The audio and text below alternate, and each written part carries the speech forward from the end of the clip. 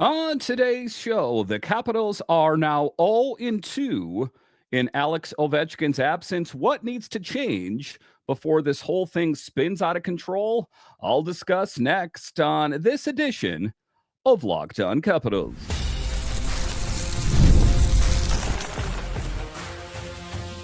Your Locked On Capitals, your daily podcast on the Washington Capitals. Part of the Locked On Podcast Network. Your team every day. Well, hello and welcome into this edition of Locked On Capitals, part of the Locked On Podcast Network, your team every day. My name is Dan Holme. I've covered the Capitals for the last 3 seasons for Locked On and various other outlets before that. I'm also the host of the weekly show called the Capitals Minutecast, available wherever you find your podcasts. Today's episode is brought to you by FanDuel. You can start the season with a big return on FanDuel. New customers can place a $5 bet, and you'll get started with $150 in bonus bets if you win your first $5 bet. Visit FanDuel.com to get started. So in this edition of Locked On Capitals, we talk about the struggling Washington Capitals. Yes, can you believe it? It didn't seem like it was that long ago that I was talking about how this team was unstoppable, but I think it still holds true. As Alex Ovechkin goes, so go the Capitals, as they are now 0-2 in his absence. What needs to change? I'll talk about that a little bit later. I'll talk about how the Capitals fell to the New Jersey Devils, what went wrong in that game, and what can we learn about this team going forward a little bit later. I'll talk about changes at Sunday's practice and what that will manifest as the Capitals take on the Panthers next. And then in the final segment, if the Capitals want to tinker and try to inject some potential goal scoring, I think that Ethen Frank of the Hershey Bears would be a good option. But just to get it going here, it was a rough game against the New Jersey Devils. It does seem as of late that team oftentimes gives the Capitals fits. It was no exception the other night. As Sheldon Keefe has that team firing on all cylinders. A lot of young talent. I think that one of the Achilles heels of that team for so many years was the net minding. It seems like they have that taken care of as well. And they gave the Capitals more than they could handle. And to be fair and to give the Capitals a little bit of slack, they're still trying to figure out this whole team minus Alex Ovechkin. It seems kind of odd that one player can have such a big impact, but when you're the captain of the team and have put up 15 goals, it's not as easy as just plugging and playing. But that's what we're going to talk about here in the first segment, talking about the fallout from the Capitals' latest matchup against the Devils, where the absence of our captain, Alex Ovechkin, was really felt. And, the thing I like about Spencer Carberry is that he's not willing to keep doing the same thing over and over and over again. As we saw things shook up at Sunday's practice. I'll talk about that a little bit later, but a rough game. And I think that it was kind of a work in progress. I'm talking about the lines. I'm talking about the deep pairings. How does everything have to shift and change when you're minus the great 8? In case you missed the game, though, the Capitals dropped a tough one, losing 3-2 to the Devils. It was a bitter defeat, as it marked the first time this season that the Caps seen the team face back-to-back losses. Kind of just exemplifies what I'm talking about. Is this team, before all of this took place, was truly unstoppable. I said there was no team in the NHL that I was afraid of the Capitals facing. Well, a little bit's changed. I think that ultimately they will right the ship, but it might be a little bumpy here for a while, as, like I say, they have dropped 2 in a row, minus Alex Ovechkin. It's a bit worrisome a little bit. I don't want to go full on panic mode here, but I definitely think that things need to get shored up. With Ovi expected to be out 4 to 6 weeks, the challenge for offensive production is more critical than ever. As you saw, Ivan Miroshnichenko inserted back into the lineup and hoping to jumpstart the offense. Hendrix Lapierre back out there. It could be a little bit mix and match until they find the right match. If you take a look back to the first game of the season, when the Capitals fell to the Devils, there was a lot of changes after that. And, it was changes that I don't think anyone saw coming. But once they made those changes, this Capitals team was quite stunning. But in the game, the goal production that was there was from Matt Roy. He found the back of the net for his first goal as a Capital to kick things off for the team. And I thought, here we go. We're going in the right direction. Matt Roy scoring a goal, not necessarily known as a goal scorer, but it was a great goal scored from nearly the blue line there. But unfortunately, there was a struggle after that. The team struggled to maintain that offensive momentum after the early goal, because what happened is the New Jersey Devils, they overcame, they adjusted. They didn't keep making the same mistakes, and they spread the players out. A lot of seam passes and a lot of, like I'm saying, spreading the Capitals defenders out that makes it that much more difficult. To shake things up, like I mentioned, Ivan Miroshnichenko was moved up to the top line, but his impact was, all things considered, minimal. I'd hoped for more, and he didn't get as much ice time as we might have hoped. It's not always a seamless transition. Sometimes, what the numbers you put up in the American League for, in this case, the Hershey Bears, doesn't always translate to the big team. But all four lines seem to be fighting to find their rhythm at even strength. And like I said before the Ovechkin thing, all the lines seemed pretty well. The third line was the question mark before that.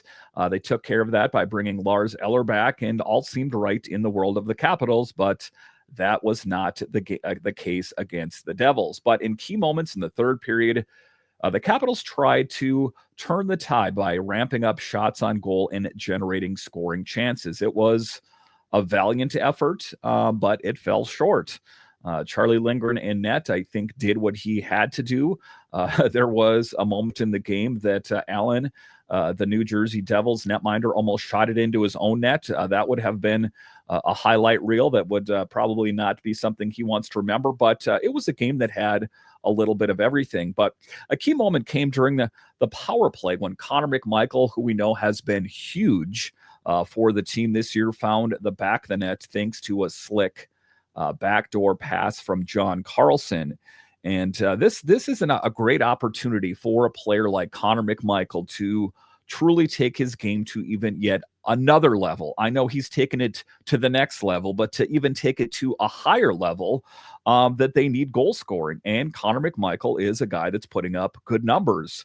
That was McMichael's 13th goal this season, tying him for fourth in the NHL, a silver lining in a tough game. And a funny moment there where he was chirping back and forth with a guy from the New Jersey Devils. Connor McMichael is not necessarily a guy that I think of as a tough guy. I think of him as kind of a younger guy in the league, but I don't think that being a tough guy or physicality is something that's in his skill set per se. But maybe he might surprise us. Maybe at some point he'll drop the mitts and go, wow, I didn't know he had all that. But despite the late surge, the Capitals just couldn't break through Jake Allen's solid performance in net. That's what I was talking about. That, I'm going to say even last season that was one of their Achilles heel was the net minding. And they have since solidified that as they have a really great number 1 and 2 in net. But special teams performance, the PK has been going pretty well for the Capitals all season long, and the PP has seen some progress, but special teams also struggled in this game, which was a bit uncharacteristic for the Caps. Nick Dowd took a couple of penalties, and the Caps missed some key players in those situations. And I think it's just a bit disjointed. We saw Duhaime dropping the mitts in that game as well. I think that it was a valiant effort. I understand why Duhaime did it. He was trying to rally the troops, as often is the case. There are different, situations and scenarios for dropping the mitts, and I think that was to try to rally the troops to say, hey guys, wake up. But it wasn't enough. Coming into the game, our PK was ranked 4th in the league, but the Caps allowed 2 power play goals on just 5 attempts. And Spencer Carberry was irritated. He is a guy that cannot hide his feelings very well at all, nor should he, that there was a lot of frustration, and ultimately why I think things got shook up so much at practice. This definitely requires some attention as we move forward, as the Capitals prepare to take on the Panthers, who are really good this season, and they take on the Lightning, which aren't quite as good, and then the Lightning later in the week, followed by the New Jersey Devils. So it's not going to get a lot easier. The Panthers will definitely test the Capitals' resolve, and ultimately have they shored up all the things that need to be addressed. But overall, the Devils controlled much of the game, particularly after Thomas Tatar tied it up at 1-1 in the first period. So any momentum off that Roy goal was vacuumed out in a hurry. But from there on out, they really dictated the pace, outpacing the Caps in key metrics like shots and overall play control. And ultimately, take a look at the standings and see where the Devils are.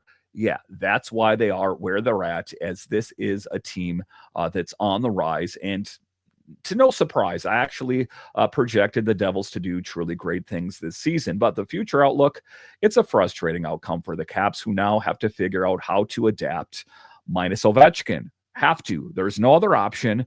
I know that he said that he would like to be playing now, that he could do it on one leg, all those kind of things. But hey, it's 4 to 6 weeks to figure it out. A lot can change, either for the good or for the bad. Let's hope they figure it out.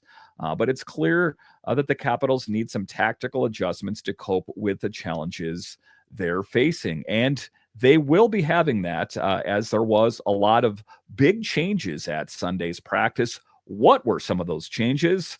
I'll talk about straight ahead.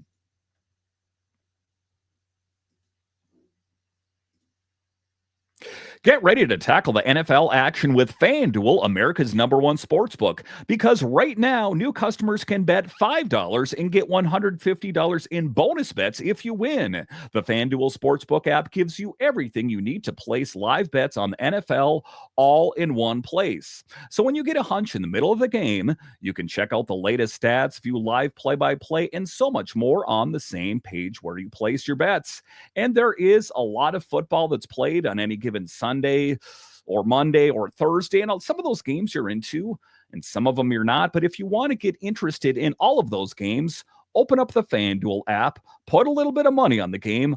All of a sudden, they got that much more exciting. So just visit FanDuel.com to join today. You'll get started with $150 in bonus bets if you win your first $5 bet. That's FanDuel.com.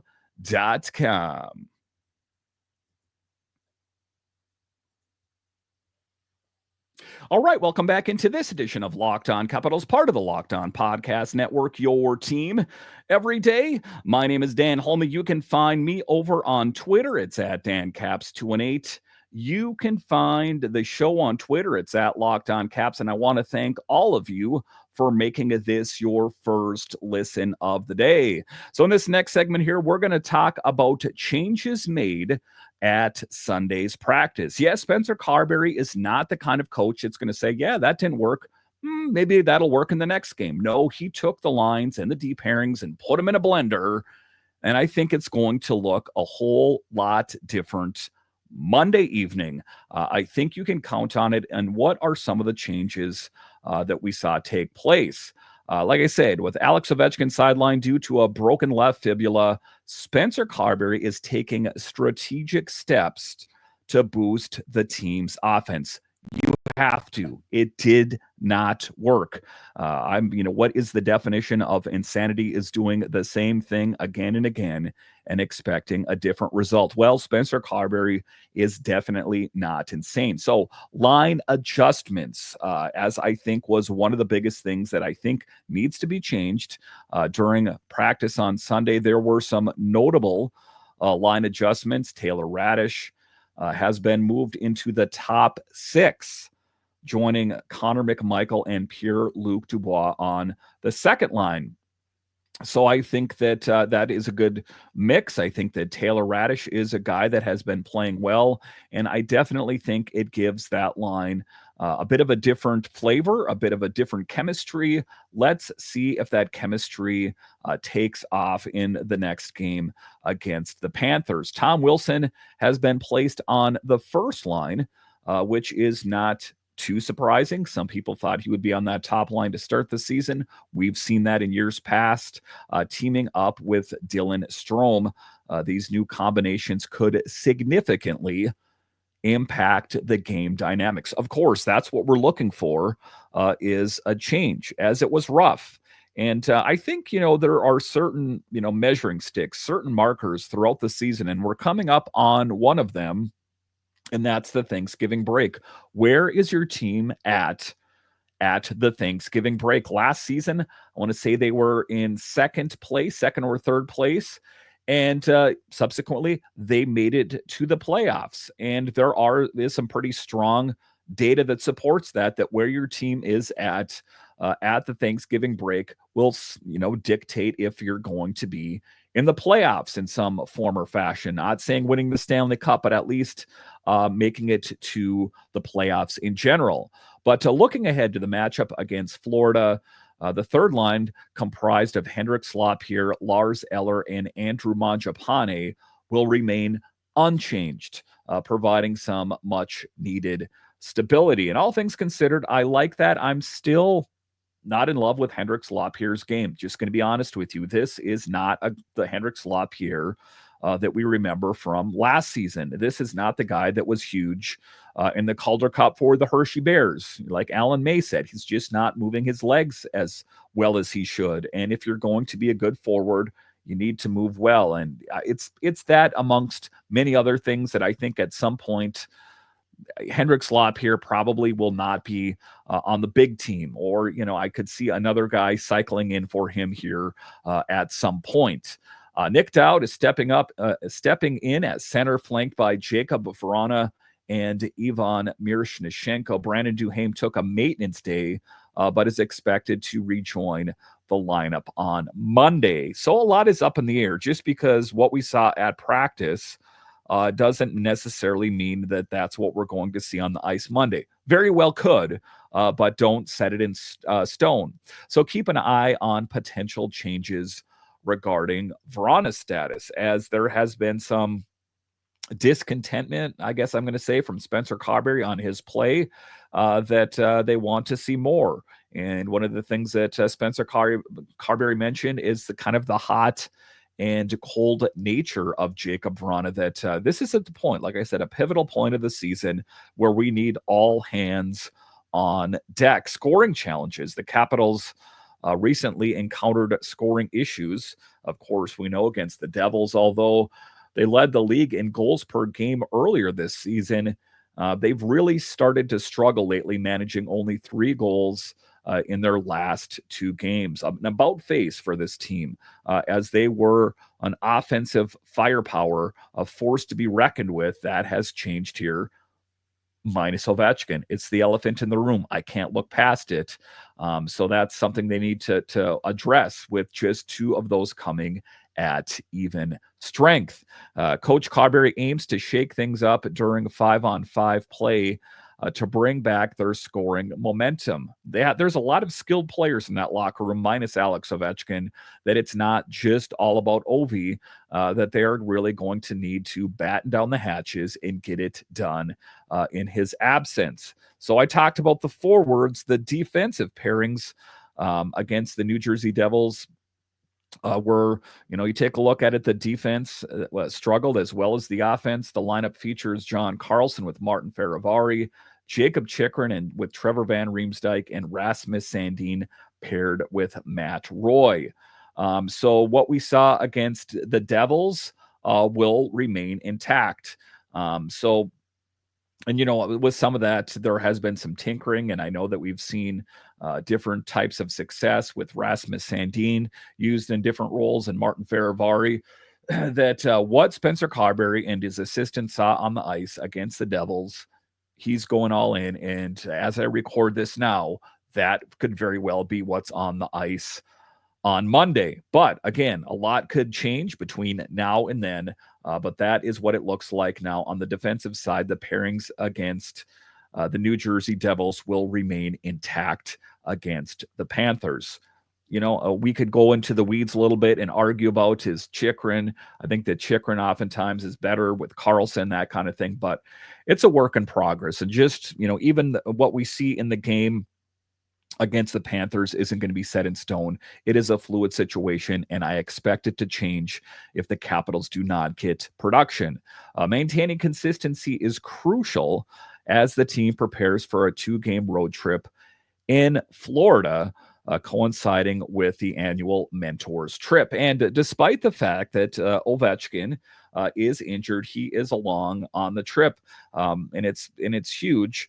Having him present in the locker room could provide the boost the team needs to break this losing streak, as he is the guy that's in the tunnel waiting to go on the ice, that's hyping everyone up, making some silly comments, and just getting the morale of the team up for the opponent. So I think it's important to just have Alex Ovechkin out there, period, as well. So you take a look at Ovechkin.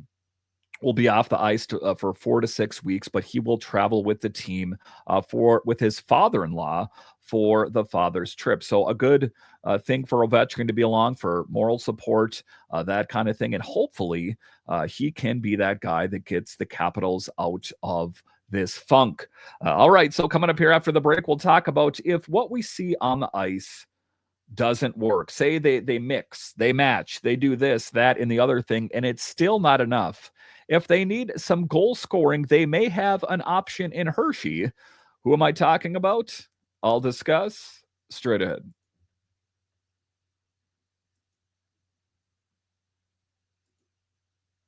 PrizePicks is the best place to get real money sports action. With over 10 million members and billions of dollars in awarded winnings, PrizePicks has made daily fantasy sports accessible to all. You just pick more or less on at least 2 players for a shot to win up to 100 times your cash. Run your game all season long on PrizePicks. You can now win up to 100 times your money on PrizePicks with as little as 4 correct picks. PrizePicks is the only real money daily fantasy platform with an injury insurance policy, so your lineups stay in place even if one of your players gets injured. If your player leaves in the first half and doesn't return, PrizePicks keeps your lineups live. Sign up today and get $50 instantly when you play $5. You don't even need to win to receive the $50 bonus. It's guaranteed. Download the app today and use code LOCKEDONNHL to get $50 instantly after you play your first $5 lineup. That's use code LOCKEDONNHL to get $50 instantly after you play your first $5 lineup. PrizePicks, run your game.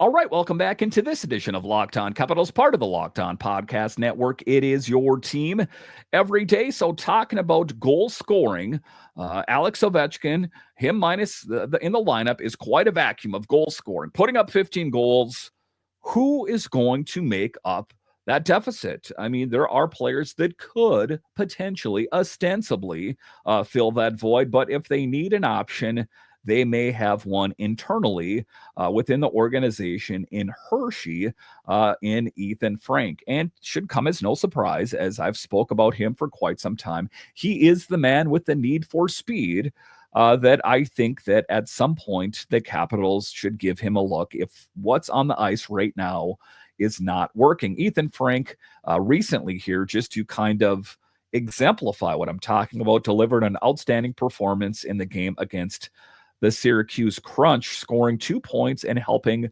secure a victory. And his stats, the back of his hockey card in the American League, in 19 games played, 12 goals, 6 assists, good for 18 points. Pretty good, considering that is the American League, one notch down from the NHL. Again, Braden Holtby said the line between the NHL and AHL is razor fine. I agree with his assessment. His goal achievement, he scored his league-leading 12th goal of the season late in the first period, setting the tone for the game. He has been the guy that's been stirring the drink for the Hershey Bears. In part, it is a team that has a lot of scoring as well. But Ethen Frank is definitely one of those key elements. And one of the players that we've heard about for the longest time, maybe if you're an everyday of the show, I've mentioned that we need a longer look. Now, things have changed quite a bit. The Capitals made some big acquisitions in the offseason, either via trade or free agency, and there's not a lot of open holes. But if there's any weakness, if there's a player that's out there that's not pulling their weight in the forward capacity, I think that Ethen Frank could definitely be worth a look. Assists and contributions in the third period in that game, Frank played a crucial role by assisting on a power play goal, which extended the Bears' lead. Coming up clutch, answering the bell on the big stage in key moments, that is what Frank does. And ultimately, there has been a short leash on him. We've seen him in preseason action and here and there, but ultimately has not really popped off the page. I guess I'm going to put Pierre Dubé in that category as well, that on paper, they seem like they should just be a knockout for the Capitals. Not always the case, but I think worthy of another look. And then in that particular game during the shootout, he secured the victory with a decisive wrist shot that really helped the Bears in that game. So I think that, his speed, his goal scoring, those two things in and of himself are huge. And I think, like I say, is worth another look if, in fact, what's going on the ice is not cutting the mustard. So this performance brought Frank's season total up to 18 points in just 19 games, ranking him 6th in the AHL. Not just for the Bears, but in all of the American Hockey League. And this is what I'm talking about. If you are Capitals fans and you're kind of just cap-centric and you don't pay attention to what's going on down in the farm, well, the Hershey Bears, well, if you don't know, are a pretty good team. Back-to-back Calder Cup victories. They play some great hockey. And a lot of those players are poised for greater things. Some of the players that are playing on the Capitals right now cut their teeth playing in the Hershey Bears. So Ethen Frank, I think, is deserving of a look at some point, like I've said, if what we see on the ice is not working. He would definitely help fill the role of speed, as he is a very quick skater, and potential goal scoring, I think, could be a huge addition to this team. All right, once again, I want to thank you for joining me on this edition of Locked On Capitals and making it your first listen of the day. For your second listen, find Locked On Fantasy Hockey, become a fantasy hockey expert, and get the edge over your league mates with daily tips from Steal and Flip. Find Locked On Fantasy Hockey on YouTube or wherever you listen to podcasts. All right, once again, I want to thank you for joining me on this edition of Locked On Capitals, part of the Locked On Podcast Network, your team every day. My name is Dan Holme, and I'll talk to you again next time.